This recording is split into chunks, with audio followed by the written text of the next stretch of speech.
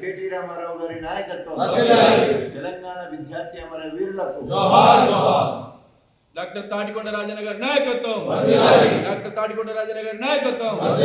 జై తెలంగాణ. ముందుగా ఈరోజు ప్రపంచమంతా కూడా ప్రపంచ కార్మిక దినోత్సవం జరుపుకుంటుంది. ప్రపంచ ప్రగతికి కారణభూతులైన కార్మిక లోకానికి ప్రపంచ కార్మిక దినోత్సవ శుభాకాంక్షలు తెలియజేసుకుంటా ఉన్నాం.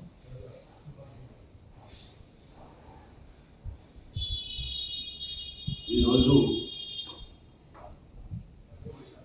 ఈ పత్రికా సమావేశంలో పాల్గొంటున్న ప్రింట్ మీడియా, ఎలక్ట్రానిక్ మీడియా సోదరులకి, పార్టీ శ్రేణులకి, మాజీ ప్రజాప్రతినిధులకు, ముఖ్య నాయకులకు పేరు పేరున నా యొక్క నమస్కారాలు తెలియజేసుకుంటాను.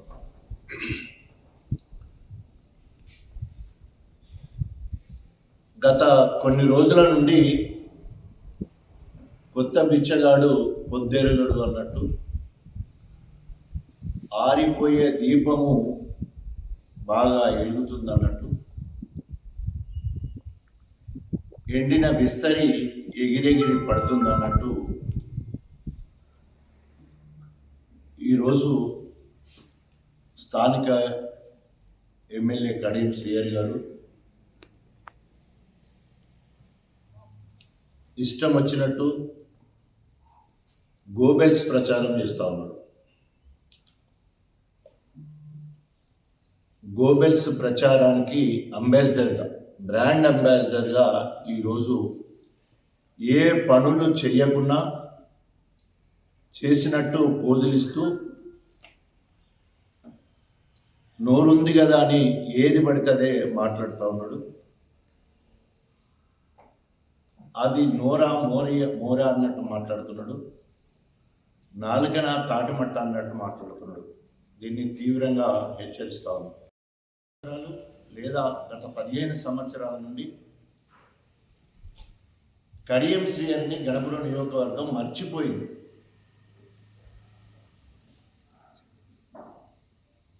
ఇక్కడ పనులన్నీ నిండు కుండలాగా ఉంటే గంభీరంగా గణపురం నియోజకవర్గం ఉంటాయి. ఎలితి కుండ లెక్క ఎగిరెగిరి పడుతున్నాడు కడియం శ్రీహరి గారు. ఏ రంగం చూసినా కూడా గణపురము అభివృద్ధి సంక్షేమంలో నేత ముఖ్యమంత్రి గారు చేసిన సర్వేలో 4వ స్థానం. ముందుగా మనము చిలుకూరుగుట్ట దేవస్థానం దగ్గరలో మనము ఈ సమావేశం ఏర్పాటు చేసుకున్నాం. ఈ 15 సంవత్సరాలలో చిలుకూరుగుట్ట దేవస్థానానికి కడియం శ్రీహరి ఒక్క పైసా అంటే ఒక్క పైసా కూడా మంజూరు చేయలేదు. ఆనాడు రవీందర్ మరి గుట్ట చైర్మన్గా ఉన్నప్పుడు రవీందర్ గౌడ్ దాదాపు 126 ఇందిరమ్మ ఇల్లు ఇచ్చి అక్కడో ఇల్లు అక్కడో గుడిసె ఉన్న వాటన్నింటి పక్క చెప్పి రౌండ్గా ఇందిరమ్మ ఇల్లు ఇచ్చి ఆ స్థలాన్ని వెడల్పు చేసి అంగడికి ఒక రూపాన్ని కల్పించింది. మరి కాంగ్రెస్ ఎమ్మెల్యేగా చొరవ తీసుకోవడం, అప్పుడు నేను కాంగ్రెస్లో ఉన్నాను కాబట్టి. తర్వాత గట్ రోడ్ కానీ, తర్వాత విశ్రాంతి భవనం కానీ, తర్వాత ఇప్పుడు జరుగుతున్న 50 లక్షల రూపాయల అభివృద్ధి కానీ, ప్రాకారం కానీ, పైకి మెట్లు కానీ, ఆ గుడికి సంబంధించిన పైసా నుండి 100 వరకు ఇప్పటి వరకు జరిగిన అభివృద్ధితో పాటు ఇప్పుడున్న దేవాలయ చైర్మన్ మరి శ్రీధర్ రావు గారు, వారిని స్వయంగా నేను, అదేవిధంగా బళ్ళ రాజేశ్వర రెడ్డి గారు ఇద్దరం కలిసి ముఖ్యమంత్రి గారి దగ్గర తీసుకొని పోయి 10 కోట్ల రూపాయల నిధులను మంజూరు చేయించడం జరిగింది. పాత్ర లేదు. ఒకవేళ ఏమన్నా పాత్ర ఇప్పుడు నేను చెప్పిన దాంట్లో వారి పాత్ర ఏమన్నా ఉండే అంటే, ఎట్లాగో రేవంత్ రెడ్డికి దేవుళ్ళ మీద ప్రమాణం చేయడం ఆనవాయితీ కదా, అలవాటే కదా. వెంకటేశ్వర స్వామి మరి దేవుడి మీద ప్రమాణం చేయాలని చెప్పేసి డిమాండ్ చేస్తా ఉన్నాం. తర్వాత ఈరోజు జనవరి 26వ తారీఖు రోజు 6 గ్యారెంటీలను అమలు చేస్తామని చెప్పేసి smallest of the small village in a mandal, అంటే ప్రతి మండలంలో ఒక చిన్న గ్రామ పంచాయతీ, ఒక చిన్న గ్రామ పంచాయతీ. క్యాతంపల్లి ధర్మసాల ఒక చిన్న గ్రామ పంచాయతీ. అదేవిధంగా వేలేరులో శాలపల్లి అని ఒక చిన్న గ్రామ పంచాయతీ. జఫర్గఢ్లో శంకర్ తండ అని చెప్పేసి ఒక చిన్న గ్రామ పంచాయతీ. గన్పూర్లో తనేదార్పల్లి అనేది ఒక చిన్న గ్రామ పంచాయతీ. కన్యాపల్లి రఘునాథ్పల్లిలో చిన్న గ్రామ పంచాయతీ. అదేవిధంగా కొత్తపల్లి అనేది లింగాల గన్పూర్లో ఒక చిన్న గ్రామ పంచాయతీ. సరే, ఆ చిన్న గ్రామ పంచాయతీ అయినా ఇప్పటి వరకు మీరిచ్చిన హామీలు ఏదైతే ఉన్నాయో, ఒకటి అందరికీ రేషన్ కార్డు ఇస్తామని చెప్పారు, అందరికీ ఇందిరమ్మ ఇల్లు ఇస్తారని చెప్పారు, అర్హులైన వాళ్ళందరికీ, అర్హత ఉన్న వాళ్ళందరికీ ఇందిరా ఆత్మీయ భరోసా వ్యవసాయ కూలీలకు ఇస్తామన్నారు. అదేవిధంగా రైతు భరోసా ఇస్తానన్నారు. రైతు రుణమాఫీ ఆ ఊళ్ళో పూర్తిగా చేస్తానన్నారు. ఛాలెంజ్ కడియం శ్రేయర్ గారు, ఏ ఊరికి పోదామో నువ్వు నేను ఇద్దరమే పోదాము, పోలీసులు అవసరం లేదు, ఓన్లీ ప్రెస్ మిత్రుల సహకారంతో వారి పర్యవేక్షణలో 7 మండలాల్లో 7 గ్రామ పంచాయతీలో ఎక్కడన్నా ఈ 7 పథకాలు అమలులోకి వచ్చాయా? అక్కడో ఇక్కడో ఇంద్రమ్మ ఇండ్ల పేరు మీద ముగ్గు పూస్తే అది నీ కార్యకర్తలకే ఇచ్చినట్టు ప్రజలందరూ కూడా, లేదా ఇల్లు లేని నిరుపేదలు గగ్గోలు పెడుతున్నారు. ఎక్కడ కూడా పూర్తిగా ఒక లిస్టు బయటకు రాలేదు. ఒకరికి ఇల్లు కట్టింది లేదు. జఫర్గఢ్కి civil hospital 50 bedded civil hospital, అక్కడనే మనకు రీజనల్ డయాలసిస్ సెంటర్ ఇప్పుడు అక్కడనే. గన్పూర్ నియోజకవర్గంలో ఉన్న అన్ని సబ్ సెంటర్స్కి శ్వాసిత భవనాలు, ఎన్ని సబ్ సెంటర్స్ ఉన్నాయో వాటన్నిటిని కూడా సబ్ సెంటర్ భవనాలను మంజూరు చేయడం జరిగింది. ఇప్పగూడెం పిఎస్సి, తాటికొండ పిఎస్సి ఈరోజు మన హయాంలో జరగడం.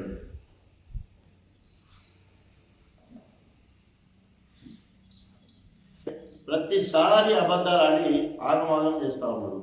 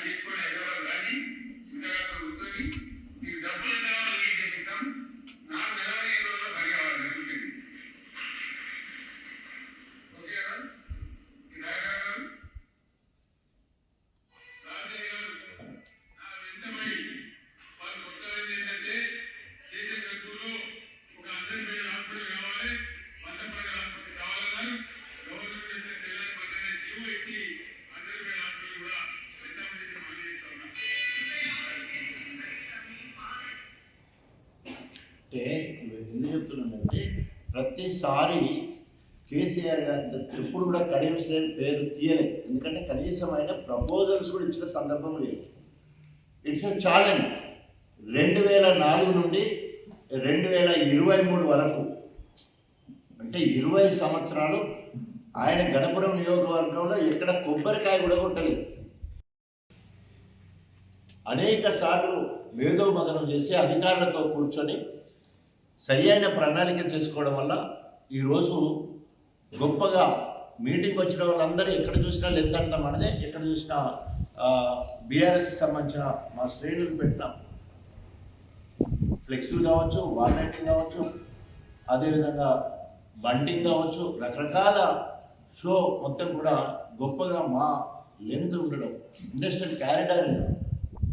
ఇండస్ట్రియల్ క్యారిడార్ అంటే ఏంటంటే ఒక ఇండస్ట్రీ డెవలప్మెంట్ 3: 1 రవాణా, 2 నీరు, 3 విద్యుత్.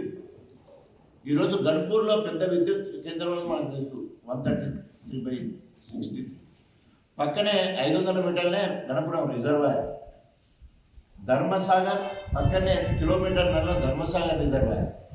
నవాపేట రిజర్వాయర్ అయితే ఎన్హెచ్ను ఆడుకొనే బండ పోతుంటుంది, అంటే కట్టబోతుంది. ఈ రకంగా ఎక్కడ కూడా ఇంత గొప్పగా రోడ్లను అభివృద్ధి చేసుకోవడం కాకుండా మీరు చూడండి, నేను అనేక నియోజకవర్గాలు చూస్తే ఇప్పటికి బొందలు రోడ్లు ఉంటాయి, వెడల్పు లేవు రోడ్లు.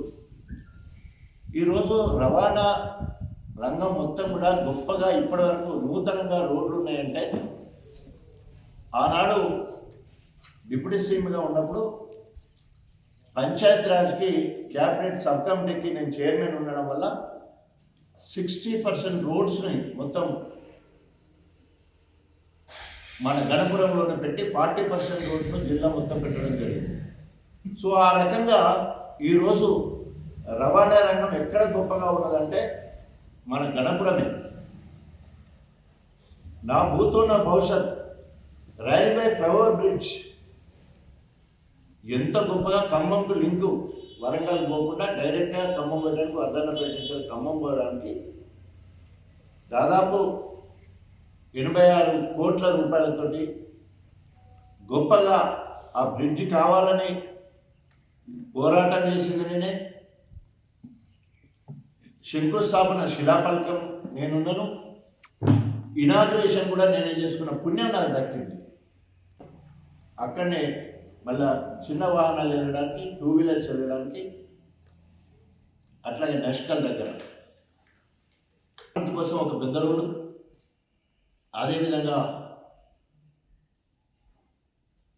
నెల్లూట్ల నుంచి వెళ్ళి జీడికల్ వరకు పెద్ద రోడ్డు. నేను ఉప ముఖ్యమంత్రి గారు ఉన్నప్పుడే గర్మిళ్ళపల్లి నుంచి వెళ్ళి తిడుగు ఆకేరు వాళ్ళ మీద 11.5 కోట్ల రూపాయలతోటి బ్రిడ్జి, 2 బ్రిడ్జిలు మంజూరైనవి. ఒకటి సిరిసిల్లలో ఒకటైతే అది 9,30,00,000, మనకి 11,50,00,000 రూపాయలతోటి మనం బ్రిడ్జ్ మంజూరు చేసుకోగలిగాం. అదేవిధంగా ఈరోజు మొన్న 27వ తారీఖు ఆదివారం రోజు బీఆర్ఎస్ సిల్వర్ జూబ్లీ కార్యక్రమానికి వాహనాల్లో వస్తుంటే స్థానిక కాంగ్రెస్ నాయకులు వీడియోలు తీసుడు, ఫోటోలు తీసుడు, ఆ మీటింగ్ పోయేది ఉంటే మీకు ఇల్లు ఇవ్వమని చెప్పేసి బెదిరించడం ఒక ఎత్తు అయితే, రెండవది ఆ రోజు సెలవు దినం అయినప్పటికీ మీ గ్రామ పంచాయతీలో ఇందిరమ్మ ఇళ్ళ లిస్టు పెడతారు సార్ అని చెప్పేసి మాయమాటలు చెప్పేసి అందరినీ మభ్యపెట్టి బెదిరించి కార్యక్రమానికి రాకుండా చేయడం జరిగింది. ఇప్పటి వరకు ఇంకొక ఛాలెంజ్ కడియం శ్రేణి గారికి. నేను ఈ 15 సంవత్సరాల్లో ఇందిరమ్మ ఇండ్ల పేరుతోటి నేను కాంగ్రెస్లో ఉన్నా, కాంగ్రెస్ నుండి కాంగ్రెస్ పార్టీకి ఎమ్మెల్యే పదవికి రాజీనామా చేసి టీఆర్ఎస్ పార్టీకి వచ్చిన తర్వాత మొత్తం 23,000 ఇండ్లు, ఇందిరమ్మ ఇండ్లు, లిటరల్లీ 23,000 ఇండ్లు కట్టించి గృహప్రవేశం చేయించడం జరిగింది.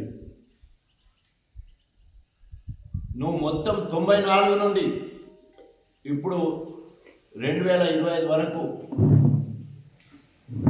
నువ్వు కట్టించి ఇళ్లకు తోలింది ఎంతమంది లెక్క తీసుకొని రా.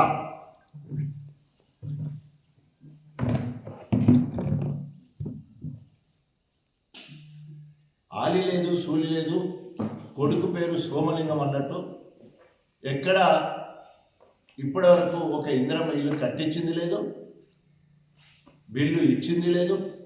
కానీ ఉత్తర ప్రగల్భాలు మాట్లాడడం మనం చూస్తూ ఉన్నాం. అదేవిధంగా అసలు ఏం మాట్లాడుతారో అర్థం కాదు.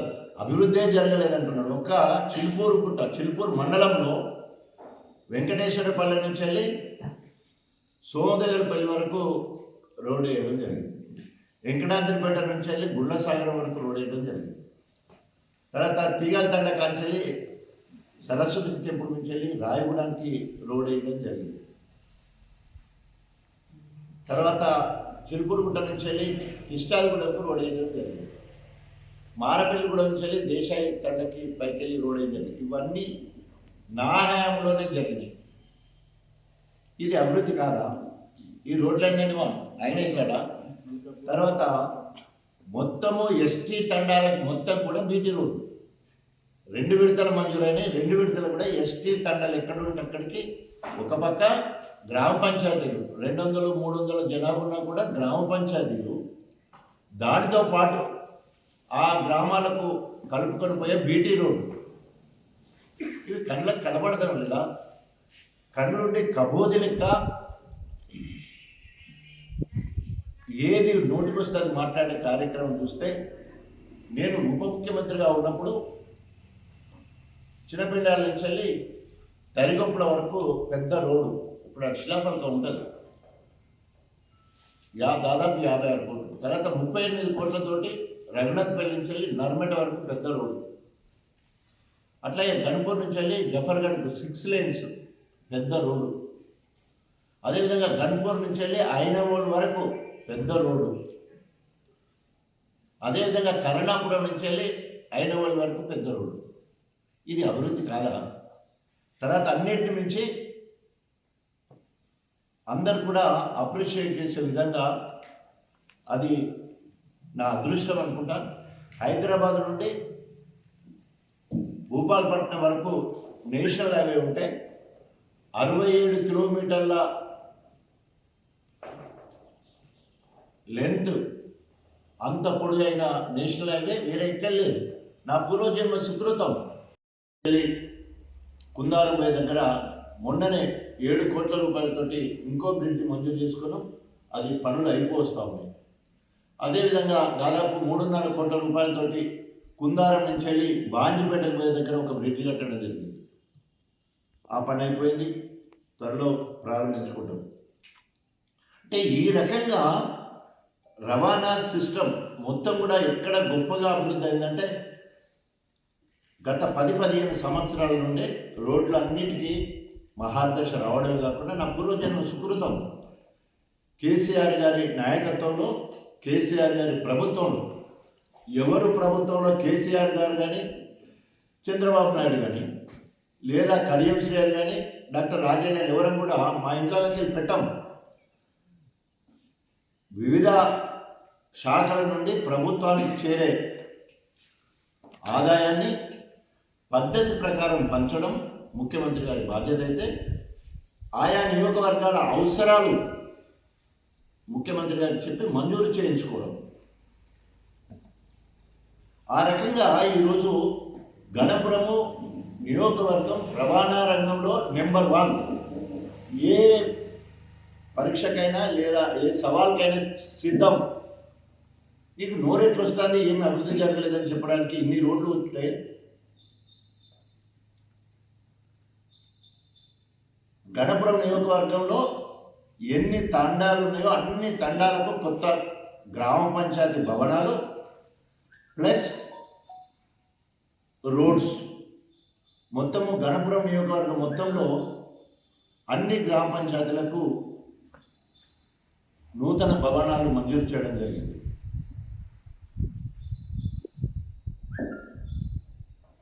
ఈ రకంగా ఉంటే వ్యక్తిగతంగా నేను డాక్టర్ని, వైద్య ఆరోగ్య శాఖ మంత్రిగా ఉన్నప్పుడు జిల్లా మంత్రిని, రాష్ట్రానికి కూడా మంత్రిని కాబట్టి తనకు లేని ధర్మం ఉంటుందా అని చెప్పేసి నా పేరు మీద లైఫ్ లాంగ్ నేను చచ్చిపోయినా కూడా ఉండాలనే ఉద్దేశంతో సావు నోట్లో తలబెట్టి తెలంగాణ ఎట్లా సాధించుకున్నామో నేను నా రాజకీయ భవిష్యత్తును పణంగా పెట్టి వరంగల్కి కాళోజీ ఎల్టీ యూనివర్సిటీ, నీకు సిగ్గు శరమేమని ఉంటే నీ మార్కేందో చూయించు, జిల్లాలో కానీ రాష్ట్రంలో కానీ.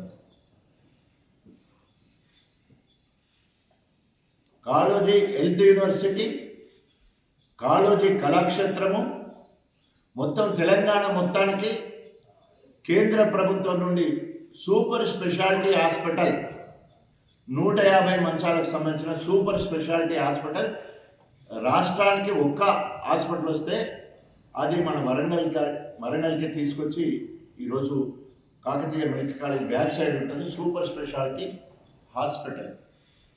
ఇది రాజన్న మార్క్ అంటే. నేను పిల్లల డాక్టర్ కాబట్టి నేను చదువుకున్న ఎంజిఎంలో నా పేరున ఉండాలనే ఉద్దేశంతో ఉదయము 8 గంటల నుండి రాత్రి 12 గంటల వరకు వరంగల్ పట్టణంలో ఉన్న అన్ని ప్రభుత్వ హాస్పిటల్ను తిరుగుతూ పర్యవేక్షిస్తూ అక్కడున్న లోపాలు తెలుసుకొని, క్షేత్రస్థాయిలో ఉన్న లోపాలు తెలుసుకొని రాత్రి 12:35 ఎంజిఎంకి చేరుకొని అక్కడ చిరకాలం నా పేరు మీద ఉండేటట్టు 50 మంచాల ఇంటెన్సివ్ పీడియాట్రిక్ కేర్ యూనిట్, అత్యవసర విభాగం పిల్లల కోసం 50 మంచాలతోటి 23 కోట్ల రూపాయల ఖర్చుతోటి మరి ఇనాగ్రేట్ చేయడం, అది ఫౌండేషన్ చేయడం, ఇనాగ్రేట్ చేసిన కూడా అయిపోయింది. ఎంజిఎం హాస్పిటల్లో ఆ రాత్రి హాస్పిటల్ నిద్ర కార్యక్రమం చేపట్టడం జరిగింది.